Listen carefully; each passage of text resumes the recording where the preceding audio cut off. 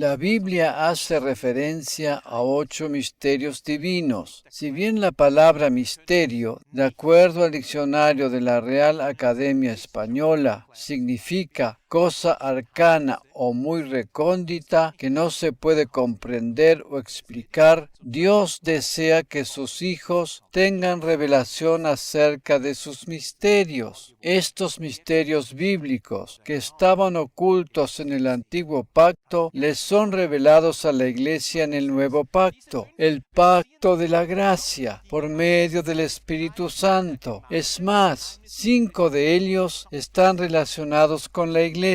Hoy vamos a considerar en detalle el misterio de Cristo en nosotros, el cual tiene que ver con Pentecostés. Todos nosotros conocemos el pasaje de Colosenses 1, versículo 27, donde habla de Cristo en nosotros, la esperanza de gloria, ¿verdad? Pero, ¿hemos entendido lo que esto realmente significa? Los misterios divinos se reflejan en las epístolas del Nuevo Testamento. Para comenzar a desarrollar este tema, te invito a ir conmigo al libro de Colosenses, capítulo 1, versículos 24 y 25. Ahora me gozo en lo que padezco por vosotros, y cumplo en mi carne lo que falta de las aflicciones de Cristo por su cuerpo, que es la Iglesia, de la cual fui hecho ministro, según la administración, o bien dispensación, de Dios que me fue dada para con vosotros, para que anuncie cumplidamente la palabra de Dios. Reina Valera 1960. En la Biblia encontramos 7 dispensaciones o divisiones de los tiempos, en los cuales Dios trata al hombre de diferentes maneras. Si no comprendemos esto, tenemos una gran confusión. Actualmente nos encontramos en la 6ª dispensación, la de la gracia. El apóstol Pablo es la figura sobresaliente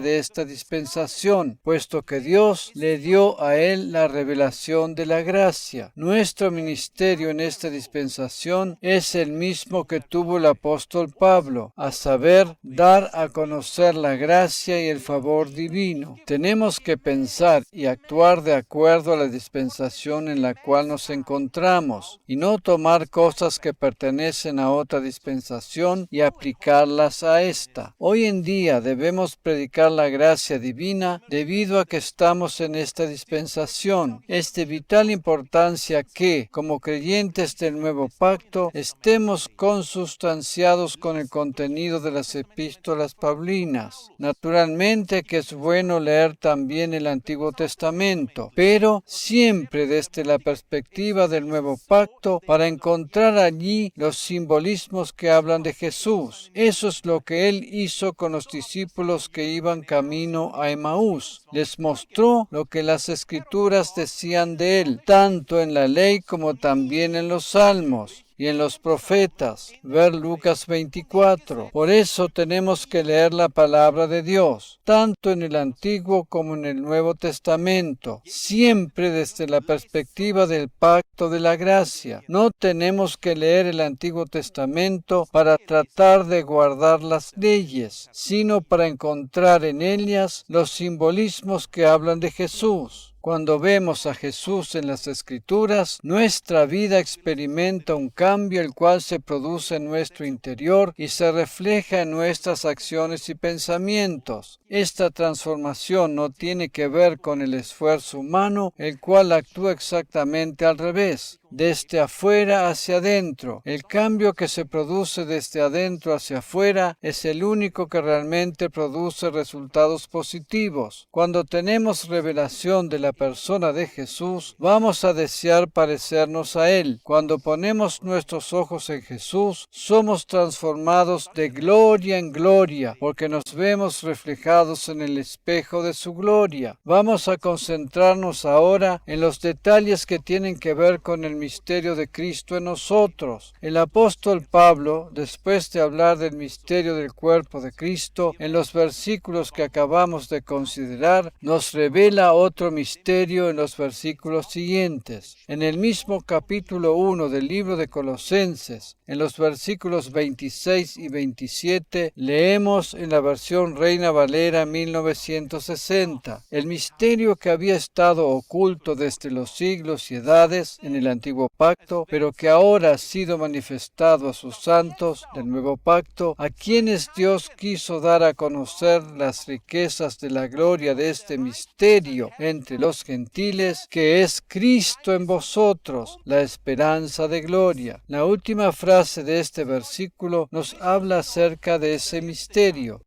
el cual se compone de dos partes, a saber, Cristo en nosotros y la esperanza de gloria. El término griego que se traduce aquí como esperanza es la palabra elpis. Es la palabra elpis, y significa esperar con anhelo, expectación y confianza. Esta esperanza de gloria nos habla del arrebatamiento. Como ya hemos visto en enseñanzas anteriores, todas las profecías referentes a la venida de Cristo están cumplidas. Por tanto, lo único que esperamos es el arrebatamiento de la Iglesia, y eso está por suceder de un momento a otro. Como creyentes en Cristo ya poseemos absolutamente todo lo que Él logró para nosotros. Solo nos falta una cosa, a saber, la transformación de nuestro cuerpo corruptible en uno incorruptible, lo cual habrá de suceder cuando Él nos venga a buscar. Cuando el apóstol Pablo habla aquí de la esperanza de gloria, se está refiriendo a la transformación del cuerpo físico en el momento del arrebatamiento para los que estamos con vida, y de la resurrección para los que murieron en Cristo antes. En Colosenses 3:4 leemos: cuando Cristo, vuestra vida, se manifieste, entonces vosotros también seréis manifestados con Él en gloria. Reina Valera 1960. En el momento, Cristo no está manifestado para todos. Este pasaje habla de su segunda venida a la tierra junto con nosotros después de los 7 años de la gran tribulación. Antes de que comience la gran tribulación sobre la tierra, o sea, 7 años antes de su segunda venida, habremos de ser arrebatados en las nubes hacia Él. En ese momento habremos de recibir nuestros cuerpos glorificados. El misterio que nos revela el apóstol Pablo aquí es precisamente ese: Cristo en nosotros, la esperanza de un nuevo cuerpo glorificado. Hay muchos creyentes que no creen en el arrebatamiento porque no tienen revelación sobre este misterio. En muchas de las iglesias postmodernas que han surgido en estos últimos 10 años de la historia, no se escucha hablar de la teología del arrebatamiento ni de todo lo que tiene que ver con escatología o tiempo del fin. Por esa razón, hay muchos creyentes que no creen en el arrebatamiento porque no tienen conocimiento ni revelación de este maravilloso misterio divino. En realidad, no deberíamos decir que la cristiandad está dividida, sino que hay quienes que, dentro de la misma, tienen revelación de los misterios divinos y otros no. Es casi lógico que no podemos creer en algo que no conocemos, ¿verdad? Por esa razón es que se hace necesario que haya predicadores y maestros que enseñen sobre este tema que corresponde al nuevo pacto. El tema del arrebatamiento era básicamente desconocido para la gente del antiguo pacto. Sobre este tema que corresponde al nuevo pacto. El tema del arrebatamiento era básicamente desconocido para la gente del antiguo pacto. Este misterio estaba escondido en determinados simbolismos. y solo puede ser descubierto y se hace visible cuando se tiene la revelación del nuevo pacto de la gracia. El arrebatamiento es precisamente el punto culminante de dicho pacto. El pacto de la gracia entra en vigor después de la obra de Cristo en la cruz. La inauguración oficial, por decirlo de alguna manera, fue el día de Pentecostés, cuando el Espíritu Santo descendió sobre los 120 que estaban reunidos en el aposento alto. Allí comenzó la era de la Iglesia y ésta se acabará con el arrebatamiento. El Espíritu Santo descendió en aquel momento para morar en cada uno de los creyentes y se habrá de ir de la tierra en el momento que la Iglesia sea arrebatada, o sea, se irá junto con nosotros. Si bien hay cosas malas que están sucediendo en el mundo, las cuales están indicando la llegada del anticristo, la Biblia nos habla de algo que está reteniendo su manifestación. ¿Qué es lo que lo retiene? La Iglesia. Mientras la Iglesia o cuerpo de Cristo y por consiguiente el Espíritu Santo que mora en cada uno de los creyentes estén sobre la tierra, no habrá de manifestarse el misterio satánico con todo lo que éste conlleva en sí mismo. En mis próximas enseñanzas voy a hablar en detalle acerca de este tema. Hay que tener en cuenta que en el Antiguo Testamento Dios eligió al pueblo de Israel y lo comisionó para ser una luz en medio de las naciones gentiles, pero ellos nunca cumplieron con dicha misión. Por esa razón, Dios llamó en existencia a la Iglesia y le dio la comisión de ir por todo el mundo y llevar el Evangelio a toda criatura.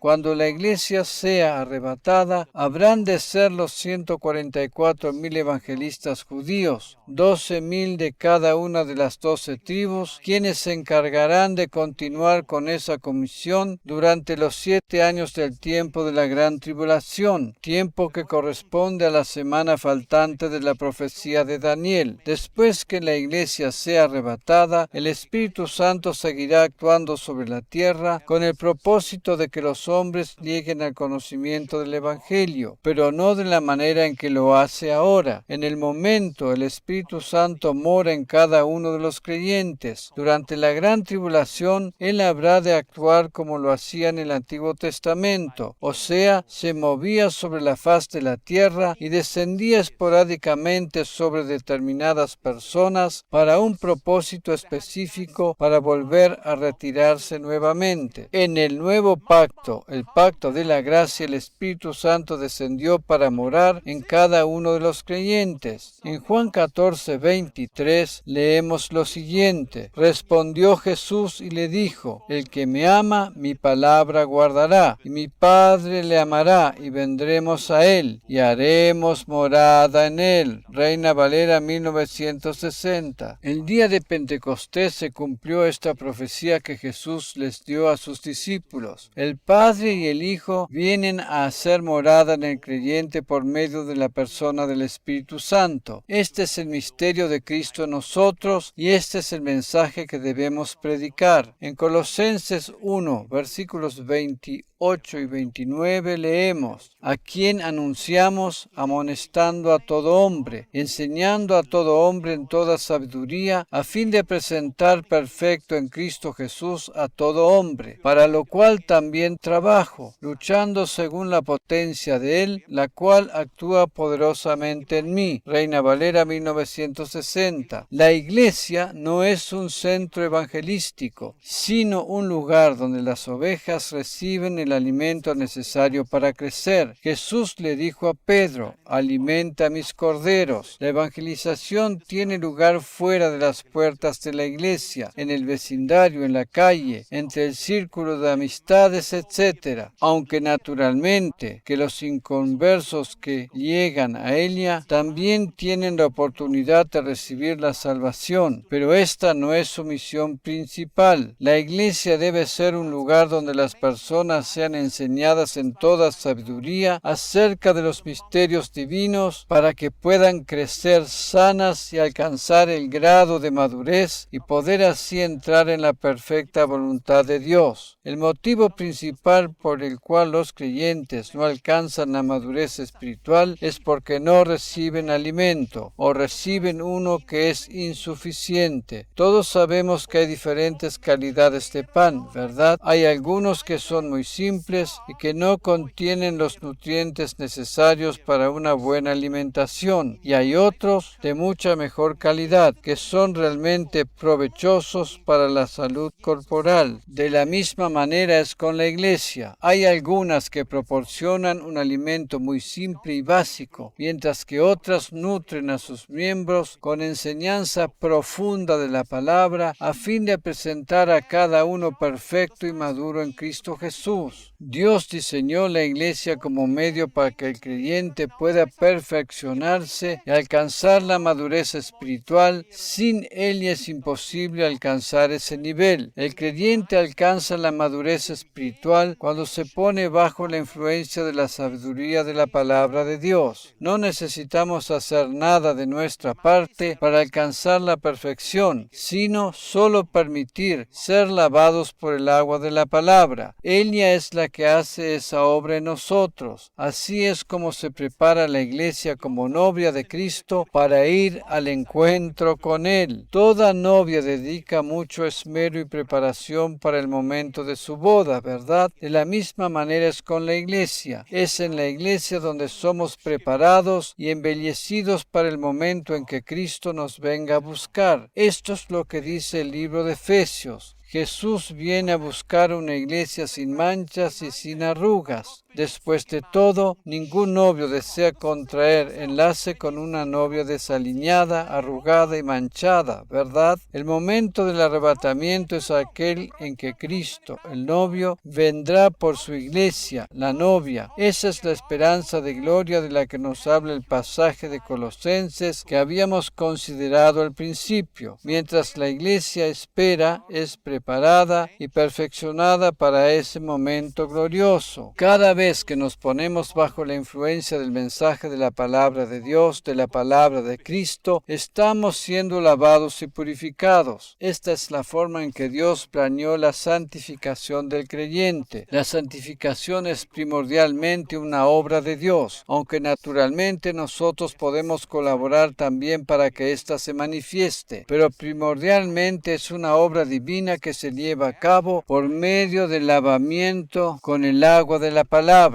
La obra de Cristo en nosotros produce una misma fe, un mismo amor y un mismo espíritu. En 2 Corintios 4:13 leemos, en la versión Reina Valera 1960, pero teniendo el mismo espíritu de fe, conforme a lo que está escrito, creí, por lo cual hablé. Nosotros también creemos, por lo cual también hablamos. Cristo en nosotros es sinónimo de tener la misma fe que tenía Jesús. El Espíritu Santo coloca en nuestros corazones la fe de Dios. No tenemos simplemente fe en Dios, sino que tenemos la fe de Él. El pasaje de Marcos 11:22 en el original griego habla de la fe de Dios. Desafortunadamente esto ha sido traducido como fe en Dios, lo cual no es totalmente correcto. Si entendemos que tenemos la fe de Dios, no podemos decir que tenemos poca fe. Debemos recordar siempre que tenemos la fe de Jesús. Pongamos nuestra fe y confianza en la fe de Jesús. Él cree por nosotros. Otra cosa que produce Cristo en nosotros es el mismo amor. En Romanos 5, versículo 5, leemos, y la esperanza no avergüenza, porque el amor de Dios ha sido derramado en nuestros corazones por el Espíritu Santo que nos fue dado. Reina Valera 1960. Dios ha colocado su amor en nuestros corazones, por tanto, tenemos el amor de Jesús. Él les dijo a sus discípulos que se amaran los unos a los nosotros de la misma manera que Él los había amado. Lo más importante que debemos saber en cuanto al amor de Dios, el amor ágape, es que no tiene nada que ver con los sentimientos o las emociones. Esta es la diferencia que existe entre el amor humano y el amor divino. El amor humano siempre está condicionado a los sentimientos. Sin embargo, el amor divino actúa completamente independiente de sentimientos o emociones. El amor de Dios es una decisión. El tipo de amor de Dios puede amar sin sentimientos.